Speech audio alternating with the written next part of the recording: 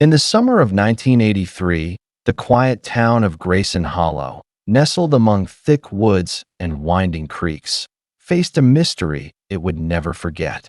It was the kind of place where nothing much ever happened, where families knew each other for generations, and the local diner was always full of familiar faces. That all changed over one weekend when two young couples, Henry and Linda Carter, along with David and Susan Miller, vanished without warning during what was supposed to be a relaxing camping trip at Briar Creek. The four were close friends, in their late 20s, well-liked in the community, and often seen together. They'd planned the trip for weeks, hoping to escape their everyday routines for some peace in nature. On Friday afternoon, they packed their gear and drove out to the edge of the forest. Witnesses saw them laughing, taking pictures, and waving goodbye as they entered the woods, never realizing it would be the last time anyone saw them alive. 2 days later, when they failed to return, concerned relatives alerted the authorities. The sheriff's department launched a search operation that quickly grew in scale. Dozens of volunteers combed through the forest, while helicopters scanned from above and search dogs picked up faint trails. The first clue was found near the creek, two parked cars, still locked, with all four people's belongings inside. Tents and supplies were also discovered nearby. Strangely, the tents looked undisturbed, with the zippers closed from the inside. It was as if the campers had vanished into thin air in the middle of the night, and no signs of struggle, blood, or wild animal activity were found. The campfire was cold, the food half prepared, and the shoes of one of the women were still tucked neatly beside the sleeping bag. It was a complete mystery. Days turned into weeks, and despite every effort, no trace of the missing four was found. There were rumors, of course. Some said it was foul play, others whispered about the forest being cursed. But without bodies, suspects, or any meaningful leads, the investigation stalled. As the months passed, the story faded into town legend, a tragic chapter left unresolved. What made the disappearance even more heartbreaking was that both couples had children, two little boys, Noah Carter and Adam Miller, just over 2 years old at the time. Too young to remember their parents, they were taken in by relatives, eventually adopted and raised far from Grayson Hollow. For years, they lived separate lives, unaware of each other's journey or what really happened in the woods that stole their families. The official case remained open but inactive. Every so often, someone would claim to have found something, a piece of clothing, a shadow in the trees, but nothing ever led anywhere. Grayson Hollow moved on, but the forest remained, silent and untouched, guarding whatever secret it had taken that summer. It would be over 40 years before the truth began to surface, triggered not by law enforcement or new technology, but by the return of the sons whose lives were forever shaped by that forgotten weekend in 1983. In the spring of 2025, Noah Carter received an unexpected call from a law firm in Grayson Hollow. A distant relative on his mother's side had passed away, leaving him the deed to an old farmhouse that had stood empty for years. The house, weathered by time and storms, sat on the outskirts of town like a ghost from the past. Noah had not returned to Grayson Hollow since he was a child. Raised in another state by adoptive parents, he had only vague memories of the place and none at all of his birth parents. Curiosity pulled him back, not just to see the house, but to revisit the fragments of a story he had been told his entire life, that his parents had disappeared in those woods, leaving no answers behind. The farmhouse was barely standing. Its wooden frame creaked with every step, the air thick with dust and age. Boxes of forgotten belongings were scattered across the attic, where Noah spent hours sifting through moldy books, broken furniture, and water-damaged photographs. In one of the boxes, hidden under an old blanket, he found something strange, A heavy manila envelope marked only with the initials HC scrawled across the back in faded ink were the words for Noah.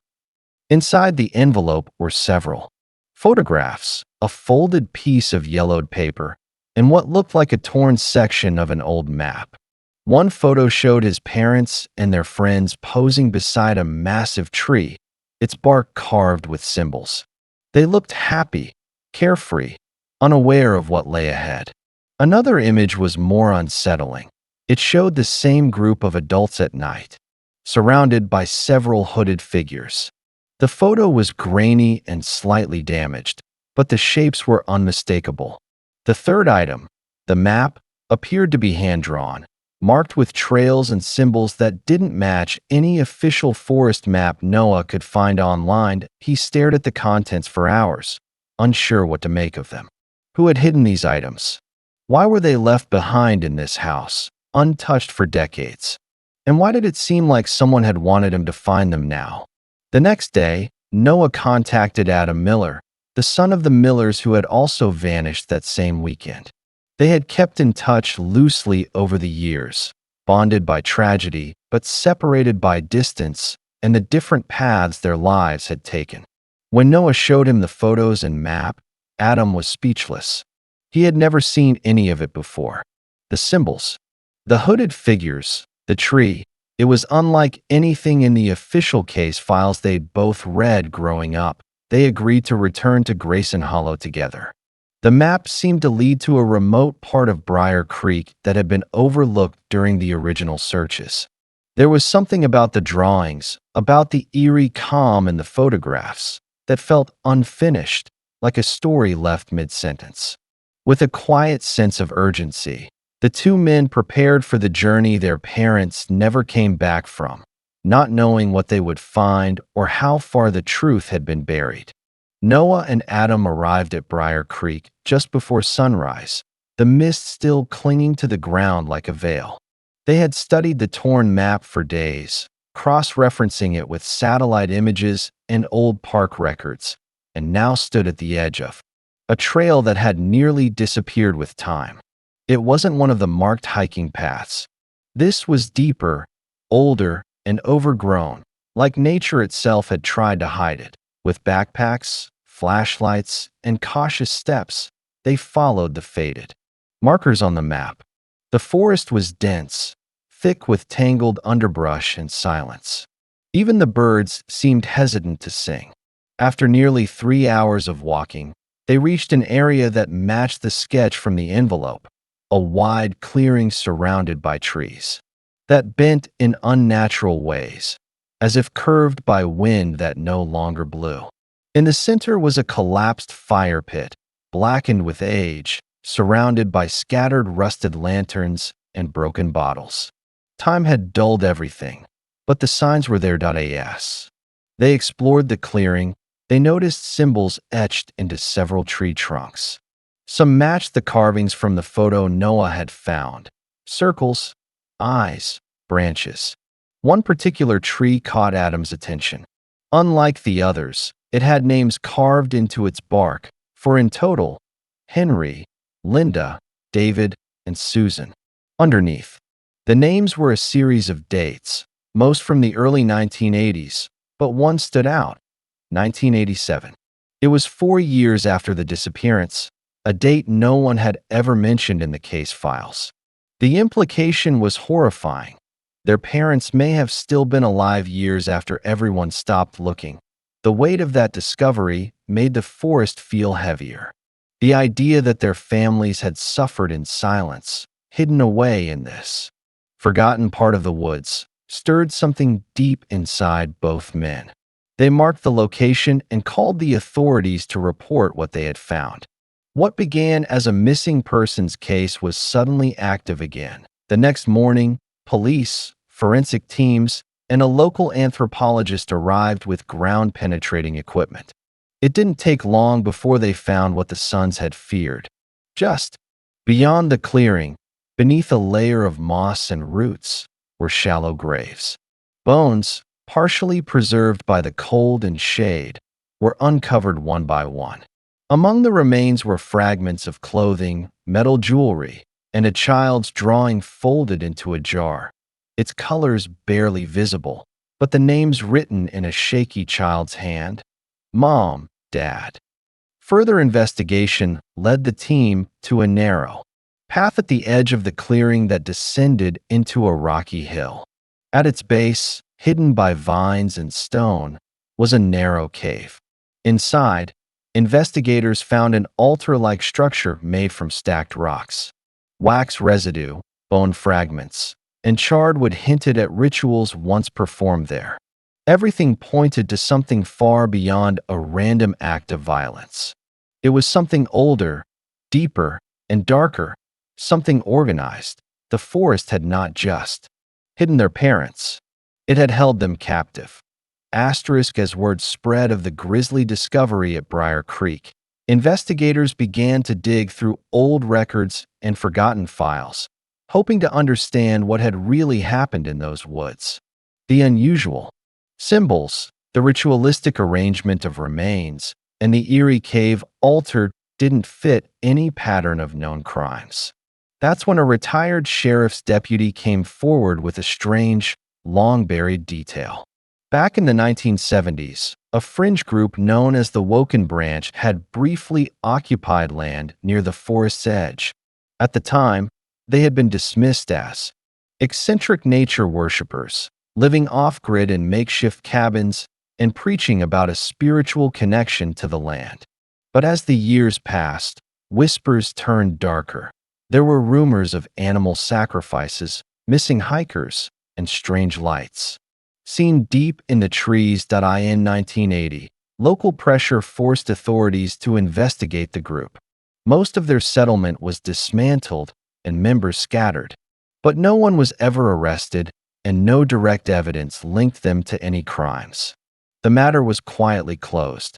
Now, with the discovery of the graves and the carved tree bearing the victims' names, those past suspicions returned with urgency.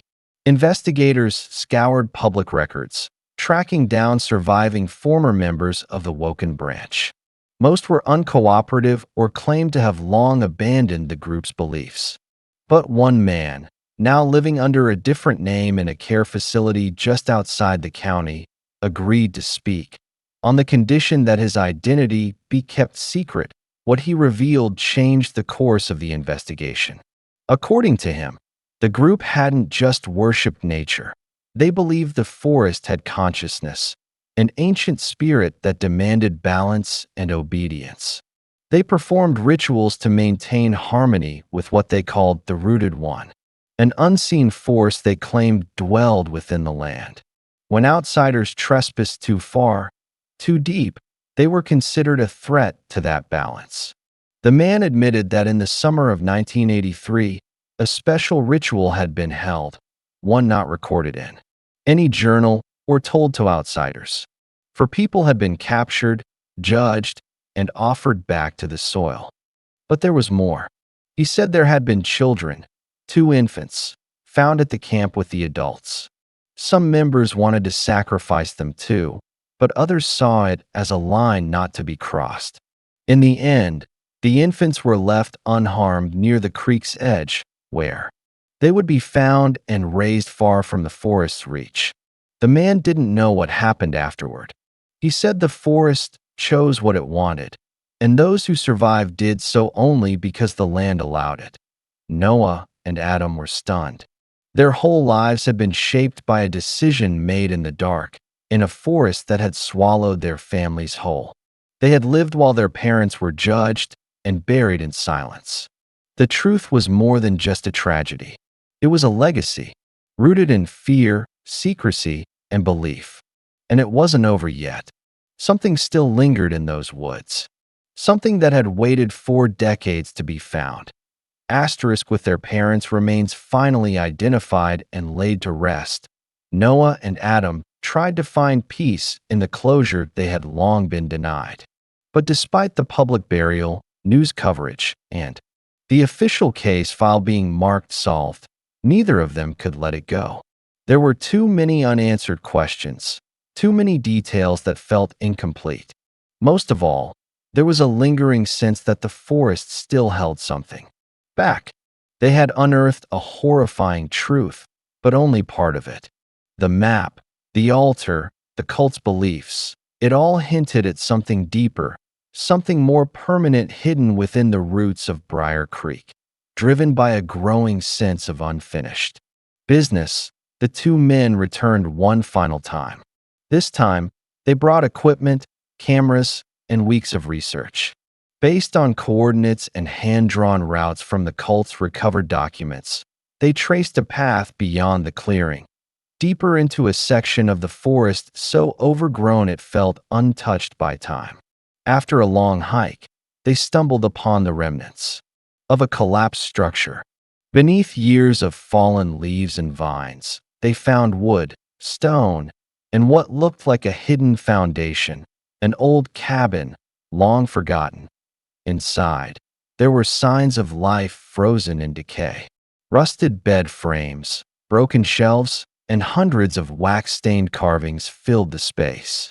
But what truly stopped them was a stack of journals, wrapped tightly in waxed canvas, still mostly intact.